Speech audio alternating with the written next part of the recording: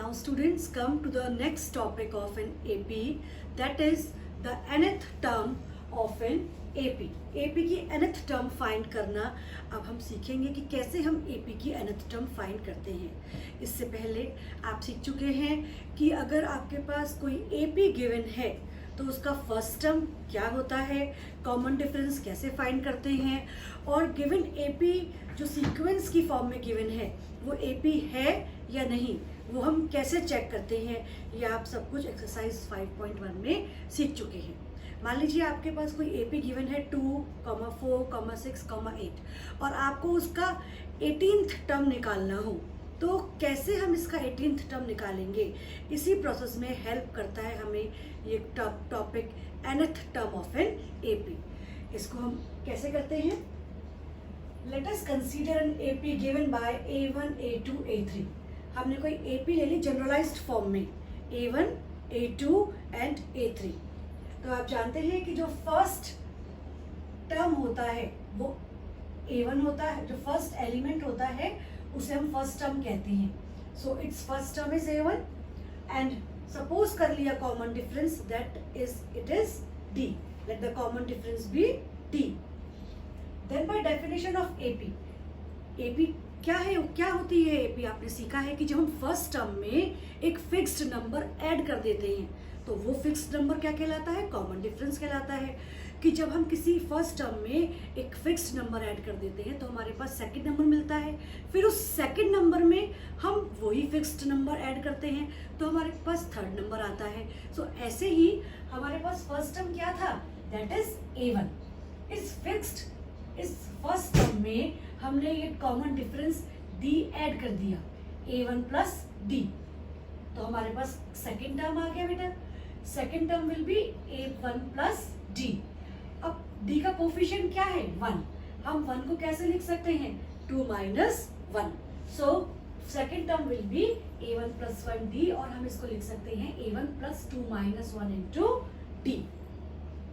Third term हमको कैसे मिलता है, सेकंड टर्म में D ऐड करके। तो सेकंड टर्म था A2 में हमने क्या ऐड कर दिया, D। तो A2 के प्लेस पे हम लिख सकते हैं A1 प्लस D। तो A2 को हमने चेंज कर दिया A1 प्लस D से, D यहाँ पे ऑलरेडी था, it will B A1 plus 2D। और 2 को हम कैसे लिख सकते हैं, 3 माइनस 1। ऐसे ही फोर्थ टर्म हमको कब मिलता है, जब हम थर्ड टर्म में D ऐड करते हैं। हमने A3 में D ऐड किया and what is A3 is A1 plus 2D। तो A3 के प्लेस पे हमने A1 प्लस 2D रखा, D ऑलरेडी था, it will B A1 plus 3D। और 3 के प्लेस पे हम लिख सकते हैं 4 माइनस 1। ऐसे ही हम 5th, 6th, 7th टर्म निकाल सकते हैं। तो nth टर्म क्या हुआ, nth term will be AN। Second term A2 था, थर्ड टर्म A3 था, फोर्थ टर्म A4 था, तो nth टर्म क्या हो गया, AN। It will B A1। आप देख रहे हैं ना, सेकेंड टर्म में क्या था, A1 plus 2 minus 1 into D। Third term में क्या था, A1 plus 3 minus 1 into D। Fourth term में क्या था, A1 plus 4 minus 1 into D। मतलब जो भी आपके पास टर्म था उसमें से आपने 1 माइनस कर दिया। सो ऐसे ही nth टर्म क्या हो गया, A1 plus n minus 1 into D। तो ये आपका फॉर्मूला है nth टर्म फाइंड करने का।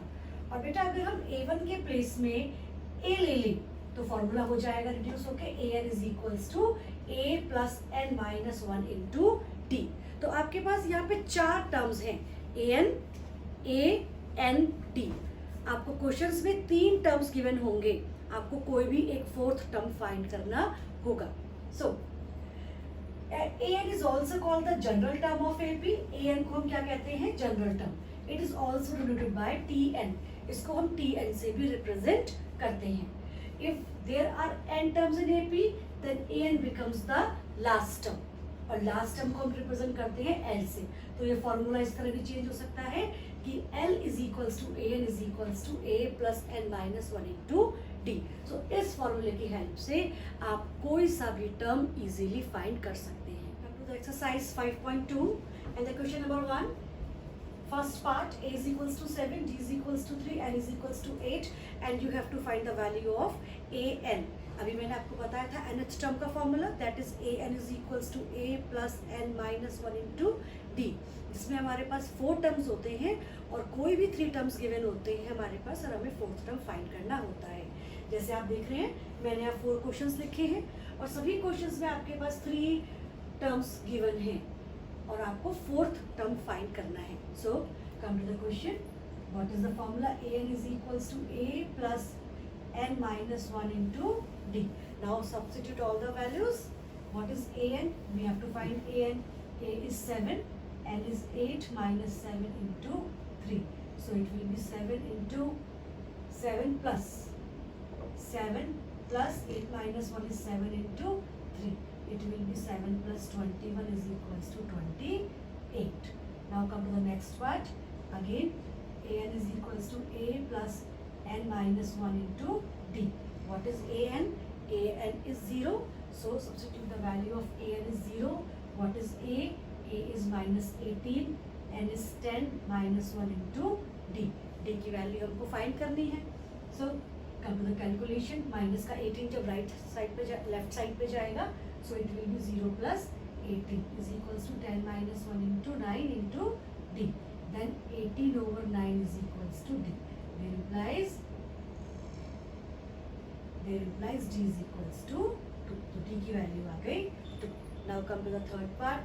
Again the formula an is equals to a plus n minus 1 into d. What is an? That is minus 5. A find करना है, n is 18 minus 1 and what is d? d is minus 3. So it will be minus 5 is equals to a plus 17 into minus 3. It will be minus 5 is equals to a plus minus 51. Minus का 51 जब right hand side पे जाएगा it will be positive. So there implies a is equals to 51 minus 5. So a is equals to 46. Now come to the fourth part. Again the same formula. an is equals to a plus n minus 1 into d. What is an? It is 3.6.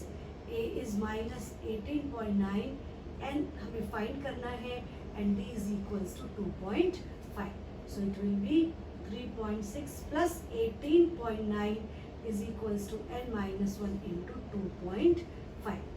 When you add 3.6 plus 18.9 you get 22.5 is equals to n minus 1 into 2.5. 2.5 divide में आ गया so it will be 22.5 over 2.5. Decimal से decimal हट गया so it will be n minus 1.